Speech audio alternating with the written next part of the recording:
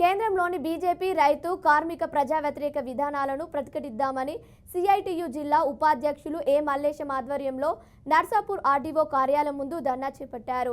4 labour కోడ్లను రద్దు చేయాలని డిమాండ్ చేశారు.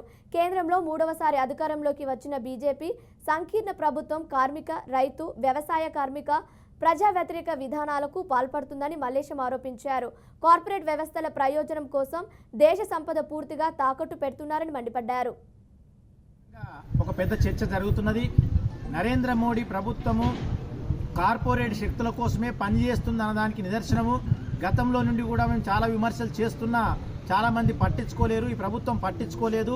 గత 5 రోజులుగా పత్రికలు కనుక గమనించినట్టయితే ఆదాని యొక్క లంచగొండి వ్యవహారము ఇలా అమెరికన్ కోర్టులో బయటపడ్డది.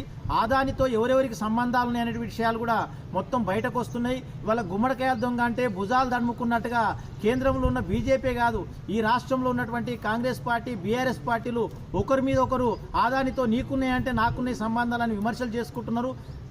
ఆంధ్రప్రదేశ్లో ఉన్నటువంటి జగన్తో సంబంధాలు ఎట్లున్నాయో కూడా బయటపడ్డాయి. మొత్తం ఈ భారతదేశంలో ఉన్నటువంటి అన్ని బూర్జువా పార్టీలతోని ఆదానికి స్పష్టమైనటువంటి సంబంధాలున్నాయి.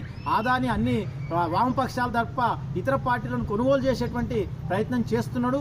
ఇప్పటికైనా పార్లమెంట్లో డిమాండ్ చేస్తున్నాయి ప్రతిపక్షాలని ఆదాని వ్యవహారం మీద జేపీసీ అనగా జాయింట్ పార్లమెంటరీ కమిటీ వేయాలని చెప్పి ప్రతిపక్షాలు డిమాండ్ చేస్తున్నాయి. ఆ డిమాండ్ ప్రకారము కేంద్ర ప్రభుత్వం కనుక చిత్తశుద్ధి ఉన్నట్టయితే, బీజేపీకి చిత్తశుద్ధి ఉంటే తక్షణమే ఆదాని మీద జేపీసీ వేయాలని కూడా మేము డిమాండ్ చేస్తున్నాం.